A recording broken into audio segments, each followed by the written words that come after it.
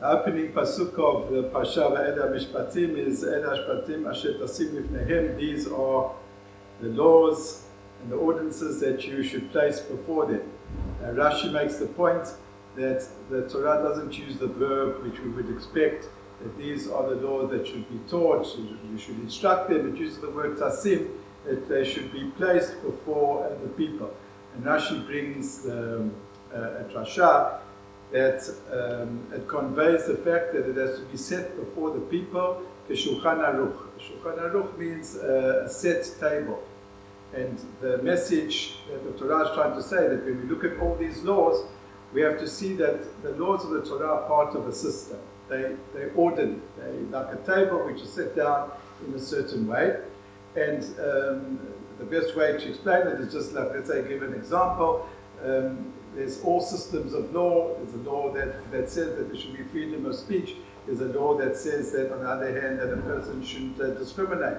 And of course, the obvious question is what happens when a person's freedom of speech causes someone else to be discriminated at, or there's laws that people promulgate that one has to, there's a privilege to, everyone's got the privilege to know. But what happens if you're privileged to know, it impinges on my freedom of expression, etc. So the Torah is saying over here, when you look at the laws of Torah, they make sense when you see them as a system, and you see how each thing over there balances out with other principles. Having said that, as a matter of introduction, the Torah brings, amongst all the laws of torts and civil laws, etc., the Torah speaks about, says that Perek Yud Zayin, Pasuk Lamed, it says, "V'anshei kodesh tiyu li," you should be for me as a holy people. "Basar b'sadeh treifa lo tochelu lakelev tashlichun oto." It says that one of the ramifications of being holy is that you should not eat meat of the word treifa literally means torn or mauled animal in the field. But if the animal is torn, even if it's a kosher animal, it was torn, it was mauled, it's got a wound or some sort of defect, so you're not allowed to eat it, and you have to give it to the dogs. Of course, we know halachically that the concept of treif, as we said now, means that it's torn. It was torn by a predator, but it came to include not only if it wasn't shechted properly and it was torn or injured by a predator, but even if it was shechted, that you saw that in it suffered from a defect that it couldn't have lasted. It wouldn't have been able to live beyond the years, and that's one of the defects that render that animal treif, and you're not allowed to eat it. What's very interesting is the Torah says that what do we do with such an animal?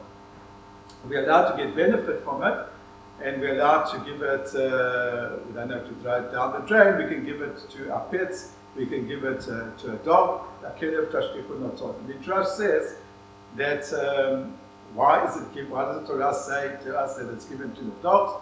The Torah says that this is a reward for the dogs, that at the time of Makat Becholot, that Hashem Moshe conveyed to the Jewish people and to Paro, that at the time of Makat Becholot, there will be a great screaming and shouting and yelling amongst the Egyptians, and every single dog will keep quiet.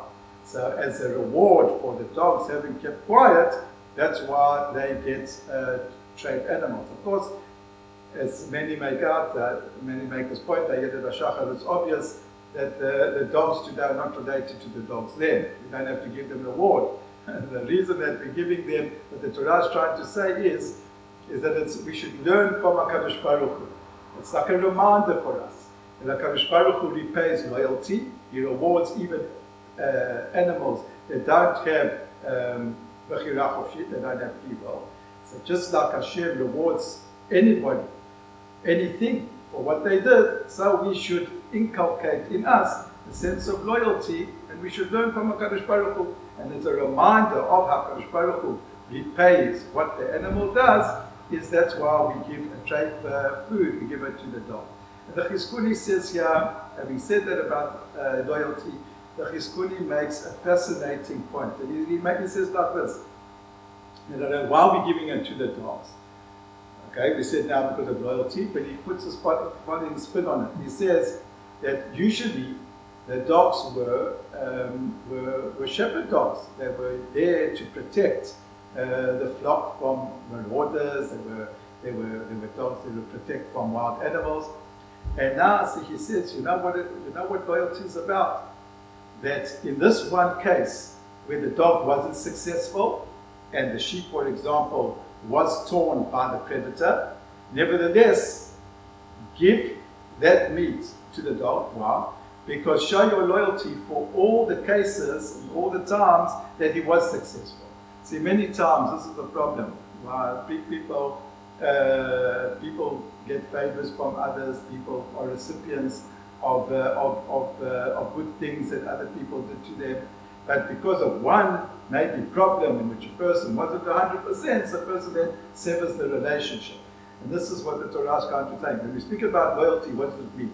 Loyalty means loyalty even in the time that now and again there's a failure, but to remember all the times that they were good, all the times that there was a benefit from that person. So that's what loyalty means, to remember the good and not to remember the one or two times that the person slipped up. And that we learn from the Klavim. The Kalavim, the shepherds who protected the flock.